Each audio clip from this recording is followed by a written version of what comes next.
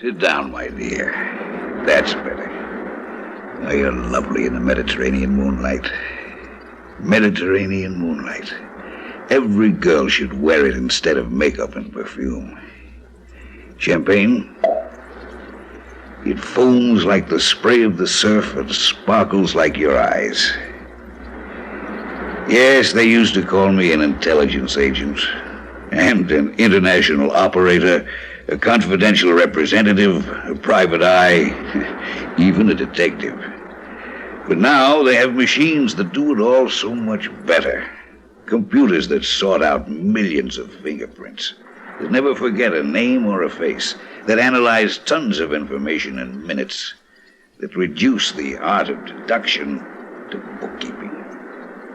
The only use left for my powers of observation and my imagination is speculation upon your charms.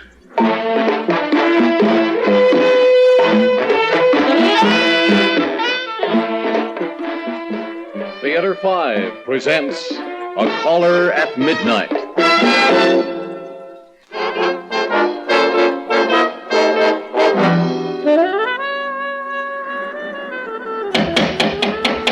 Roberto! Open the door! Roberto! Wake up, you rascal, and let us in. 3 Russian spies are after us. Mr. Benson, you'll wake up everybody in St. Clair. I'm only trying to wake up that old relic, Roberto. Confound these French apartment houses, locking up tight at night. Roberto! Why, for all he knows, 3 Russian spies might be after us. Oh, that would be exciting. Ah, here he is now. Oh, it is you, Monsieur Benson. I should have known. You should have been awake. I've a good mind to tell the manager you were sleeping on the job again. I am the manager. I will report myself to myself. Please to come in. Let us enter, Miss Jones. The portals are open at last. Why, what a fascinating old place. It's just an old chateau Roberto bought cheap and remodeled into an apartment house. The only good thing about it is the view. Straight out over the Mediterranean from a 100-foot cliff. That's what I pay my rent for, the view. Speaking of the rent, monsieur. We will speak of it later. Miss Jones, you seem amused. You know, Mr. Benson, I haven't the faintest idea when you're being serious and when you're not.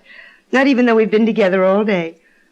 I really didn't dream an intelligence agent would have a sense of humor. Intelligence agent, please, do not honor me with fancy words.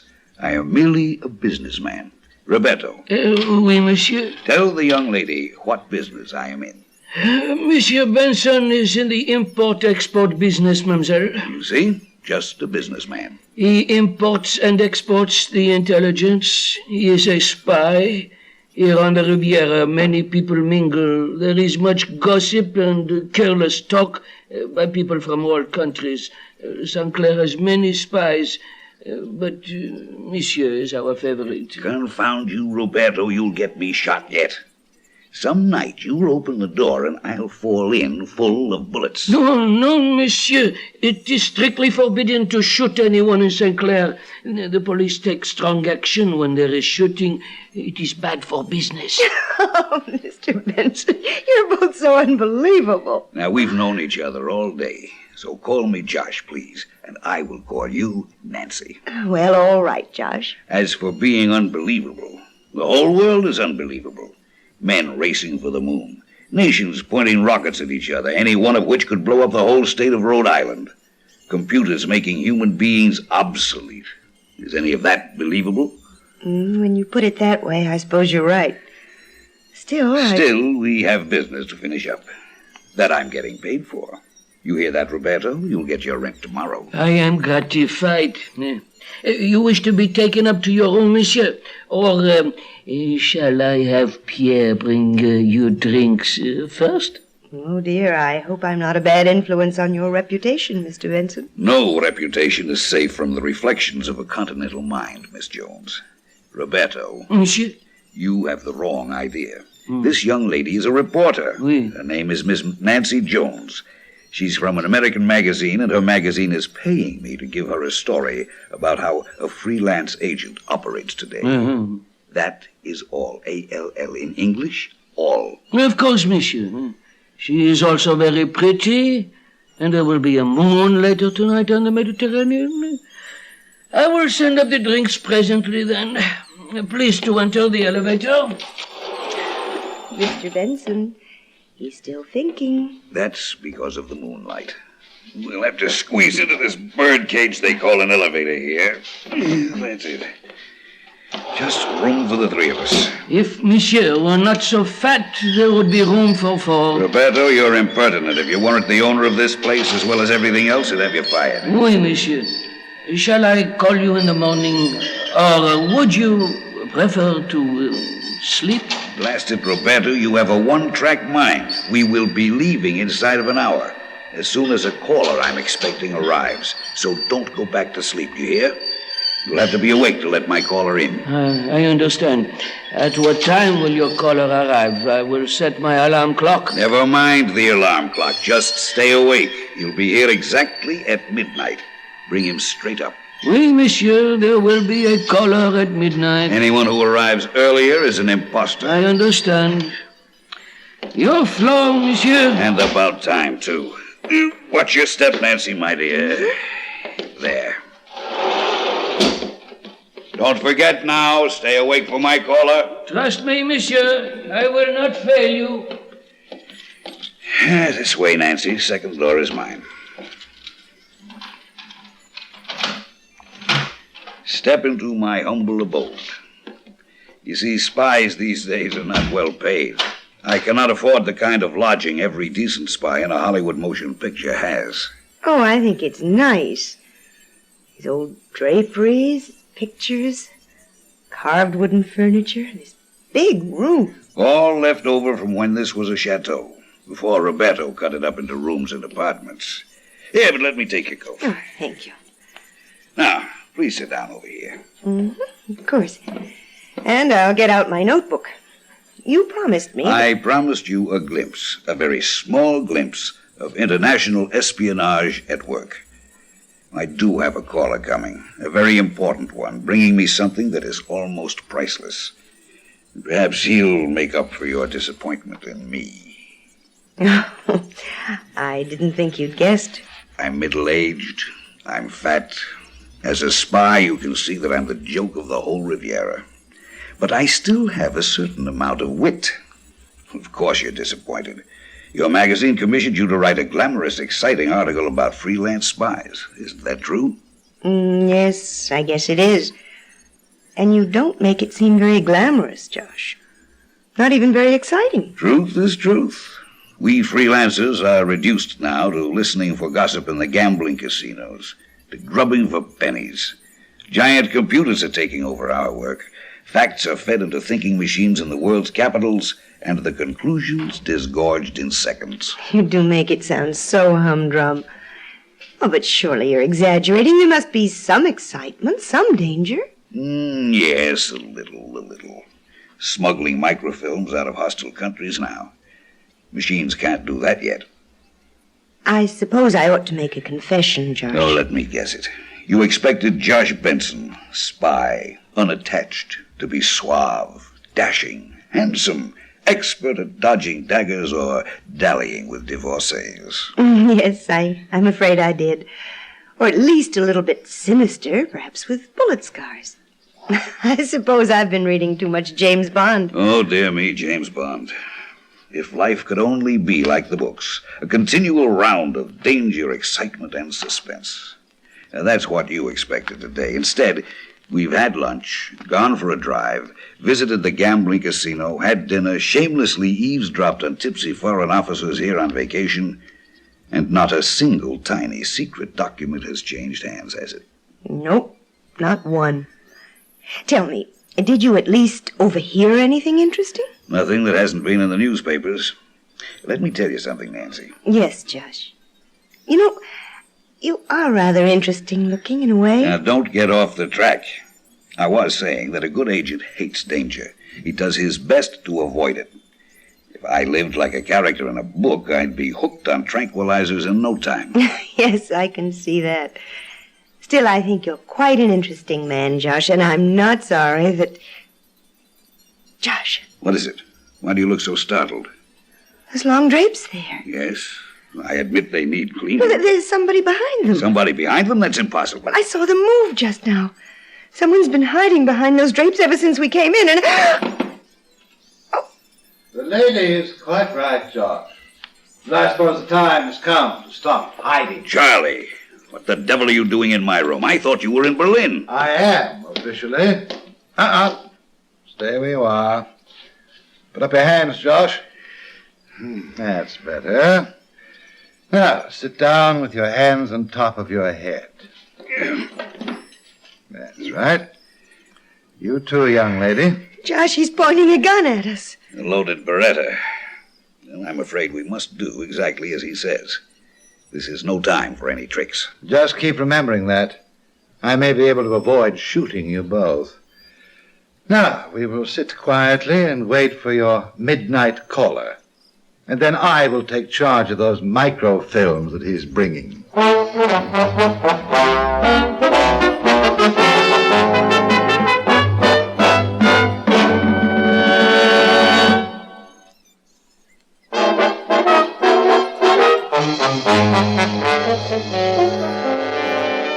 Nancy, I apologize. I don't understand. This thin-faced gentleman pointing his gun at us is quite capable of using it. I apologize for leading you into danger. But you kept saying there was no danger today. A slight exaggeration. Charlie here is a renegade of the old school who will work for anyone and enjoys killing if he can get away with it. Thank you for the character reference, Josh. But this time I won't kill either of you if I get those microfilms without any trouble from you. Microfilms? Well, it used to be secret documents. Nowadays, microfilms are easier to smuggle through customs. And these particular microfilms, my dear young lady, are rather unusual. They're rumored to show some new and interesting military installations and supply dumps in a most picturesque and strategic part of the world. Governments have spent millions without obtaining this priceless information. But you see, it has a price to me. Charlie, I would certainly like to know how you know so much. You're getting old and clumsy, Josh. This meeting tonight, I knew of it 2 days ago. You know, you used to be much more clever. Maybe so, but how the devil did you get into this room? Off the balcony, I suppose. Confounded thing's a relic of the old days and goes past the windows of the next apartment. That's empty, so I suppose you slipped in there, came along the balcony, and climbed in my window, didn't you? No. As a matter of fact, I didn't know about the balcony. Would have saved me some trouble. I picked your lock a few hours ago. Believe me, Charlie, I'm not going to forget this. You may not get the chance to. Put your hands back on the top of your head. Oh, don't be so suspicious. We have a bit of a wait, and I'd like a cigarette. Stand up and turn around. Yeah. Stand up. I'm interested in finding a strip of microfilm worth $1 million. Now, I wonder if you could possibly have it already. Oh, you're such an optimist, Charlie. Did anyone give me anything today, Nancy? No, nothing. Nothing at all. Pretty women make the best liars. Here, let me check your wallet. Bills, cards, you can have the money back. I'll keep this wallet and examine the lining later. Thank you for the money, Charlie. I need it for the rent. Nothing in your pockets but cigarettes and a handkerchief. No gun. Oh, yes. You never did carry one, did you, Josh? I rely upon my wits. Guns sometimes backfire. Your wits? You're a clown, Josh. All right, I'll keep the cigarettes. Microfilm can be rolled inside of a tube of cigarette paper. I was afraid you'd think of that. I won't search the young lady because I've had the two of you watched all day, and my men didn't see either of you receive anything. Still, luncheon, dinner, drinks, and gambling. Oh. Josh, you're a great talker, but whoever engaged you to receive those microfilms was a fool. I'm beginning to think so myself. May I sit down? Yes. Sit down. Now then, we'll all wait for your midnight caller, whoever he is, and when he comes... You will shoot us, I suppose. No, not if you simply accept the microfilm and then send him away. I'll simply tie you up and you'll be released in the morning. That's very good of you. Well, it seems we may spend the night together after all, Nancy, my dear. Because Charlie is obviously in control of the situation. Monsieur Benson. Who's that, Josh? It can't be a caller. It's only 11:30. The gendarmes, of course. Police! You're lying. You'll see, Charlie, that I'm not a complete fool. I asked the chief to send 2 gendarmes to guard me tonight until the microfilm was safe. He was glad to do so. You know the official attitude toward violence here in St. Clair. It's bad for business. Monsieur, are you there? What are you going to do, Charlie? If I let them in and you start shooting, they'll shoot back. And if I don't let them in, they have orders to break down the door. You can't get away. Oh, but I can. The balcony. I'll hide out there on the balcony. I'll keep you covered through the window.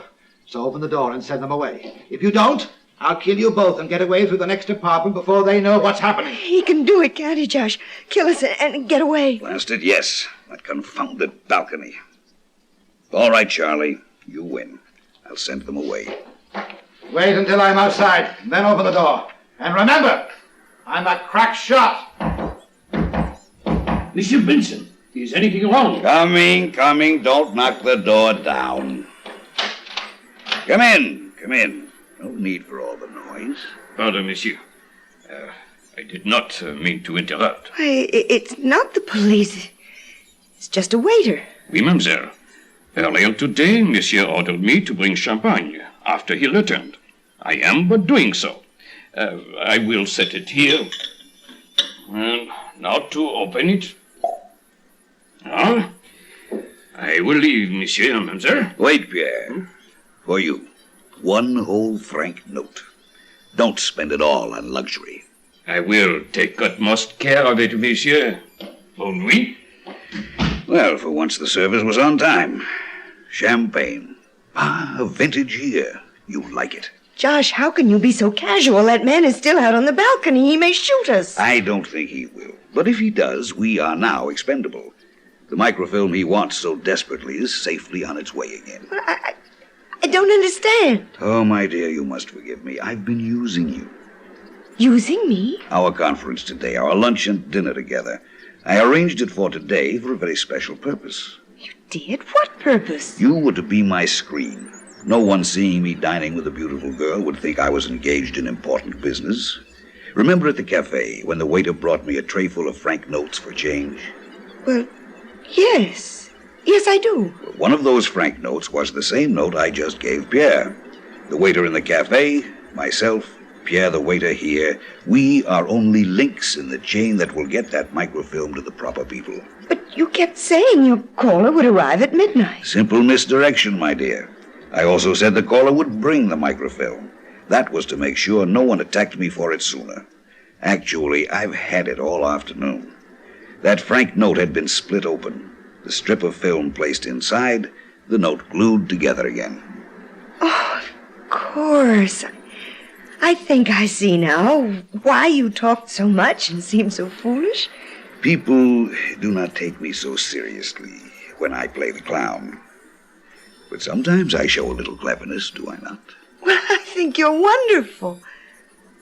But that man on the balcony, he'll be desperate. Now he'll shoot. I doubt it. Let us go see him. The moon is rising. See the Mediterranean so far below. Hear the waves beating on the rocks. But... Yes, my dear. But the balcony. I mean, there isn't any balcony. Champagne, my dear.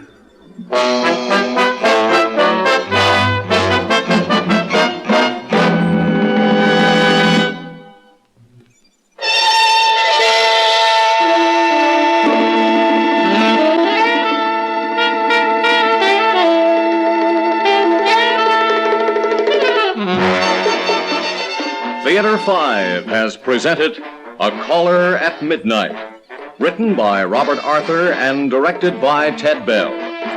In the cast, Jackson Beck, Mitzi Gould, Gilbert Mack, and Ivor Francis. Audio engineer Neil Pultz. Sound technician Ed Blaney. Script editor Jack C. Wilson. Original music by Alexander Vlastotsenko. Orchestra under the direction of Glenn Ossard.